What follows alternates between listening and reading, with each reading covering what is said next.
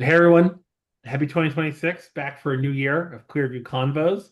Thrilled to be joined again by my colleagues Mike Rizzo and Rishi Sania out of our Pricing and Access Center of Excellence. I think it was 7 or 8 months ago, this group accurately foretold the future of what MFN actually meant versus the 1,800% price reductions that were promised at the time. We're back now. Obviously, at hand is the recent settlement between the FTC and ESI, what it means for PBMs and what it means for biopharma pricing at whole. We'll start. I'll ask Mike to jump in. Just like maybe Mike, just to get started, can you just give us a summary of like what was actually in the settlement between FTC and ESI? Sure. Yeah. I mean, so there's a couple of major items that the FTC came to an agreement on with ESI. Biggest ones were the ways in which the PBMs were collecting their revenue. So the goal was to decouple PBM revenue from WAC list drug prices. So making sure that the rebate guarantees are passed through to their customers, ensuring that patient cost sharing is based on the net price of a drug rather than the list price of a drug, um, delinking compensation from manufacturer fees, which are currently on a percentage of drug cost, to something as a bona fide fee for service.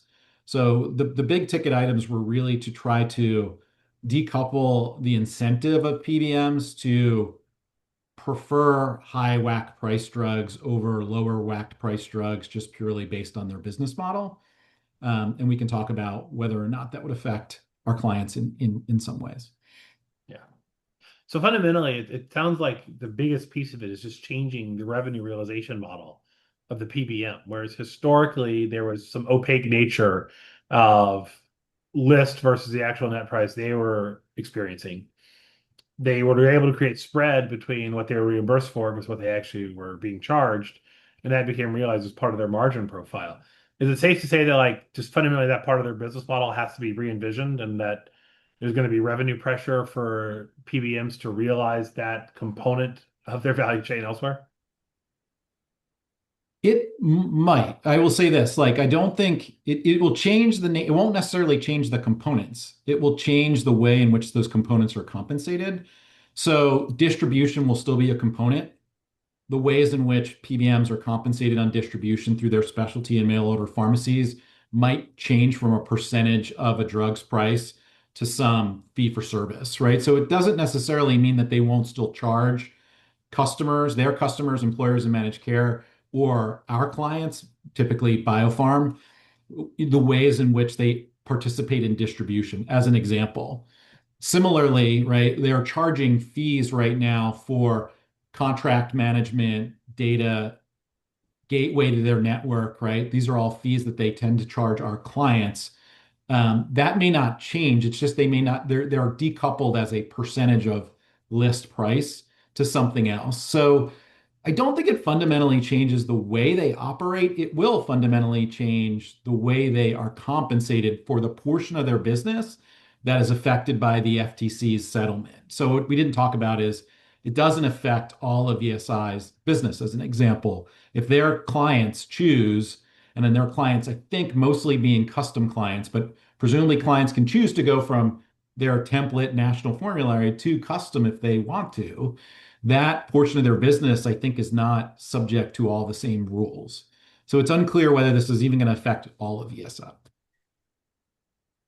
Yeah. Furthermore, I think a focus of some of the settlement were the cases in which high WAC, high rebate products were preferred to low WAC products. So, as Mike mentioned, historically those are sort of tied to a function of list price, but there's still opportunities potentially, even on a go-forward basis.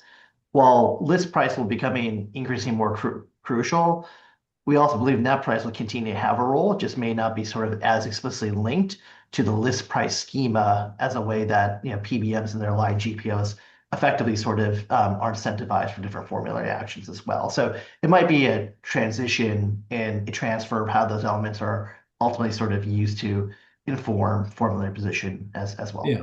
I think it's really important to remember, like, our clients didn't create net concessions or they didn't negotiate net concessions purely to create some incentive for PBMs. PBMs are trying to, over time, based on market evolution, work among winners and losers to get to lower net prices.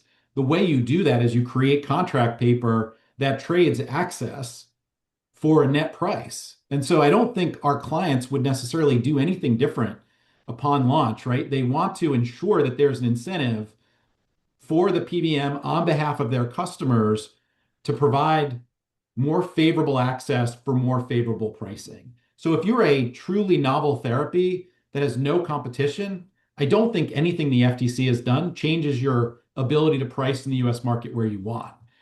If you're a very late to market product entering the space where there's already pre-existing contracts in the market, I don't think the FTC creates an avenue for you to just jump the line and displace a bunch of legacy contracted products with substantial market volumes. So I'm just a little hesitant. I was originally a little worried that this was really going to blow up the way our customers, our clients, went to market with strategy. I'm not sure that that's really the case because I don't see the fundamentals of competition outside of the payer world, right? Just saying, I have these competitors, these drug classes, they are either great, similar to me, or worse, and I'm going to price accordingly based on the market conditions I see at launch and over time. I think that stays the same. And so I don't know if this is going to be fundamentally changing on a dime, the way in which we're still going to need to negotiate for access. How that's structured might change a little bit, but I don't think it's like all of a sudden very low list prices. Well, and this is helpful. Maybe to double click on that too. Like part of the settlement is obviously the onshoring of Ascent, the ESI GPO. So it's not just a PBM piece, there's a GPO piece as well. And within that, but what you're saying is historically the sort of like strong gross to net rebate that becomes volume based and protective of competition in a competitive space. Like that mechanism isn't invalidated by this. It just means that the ability for the PBM to realize spread margin on that mechanism gets weaker. So that cost goes somewhere else. But the strategy of still offering volume-based net price that's favorable is still highly viable, and that won't disappear in 27 when the implementations come through. That remains your currency, even as a PBM, right? Like you have to attract customers to your PBM. And the way you do that is by showing that you can aggregate and move the market, right? If we're just talking about the formulary components of what a PBM does, right? They're at scale, they do a bunch of things, they adjudicate claims at pharmacies, all these things that a managed care organization doesn't want to build on their own. They pay a PBM to do that. But when it comes to like creating drug formularies and negotiating lower prices for their clients, like if ESI were through a new business model not returning lower net prices, getting like just whether it's a high WAC, high rebate or a low WAC, low rebate, their downstream customers care about net price. And if ESI couldn't negotiate net pricing, they just wouldn't be in the market, right? So I don't think fundamentally we're going to see that dynamic go away. That's still going to be necessary, and it's still going to be based on the market conditions. If I've got a winning drug, like, and everybody wants it, and everybody needs it because clinically it's, helping lives, I don't think that PBMs all of a sudden get tremendously net new price negotiation capabilities. So again, I come back to it's going to definitely create some changes in the market. It might change the way that, again, customers on the PBM side, managed care and employer, the way they pay for their services and the way for our clients are billed for their participation in the negotiations. It might change a little bit in terms of how it's structured, but I don't think the rules of the game have changed fundamentally.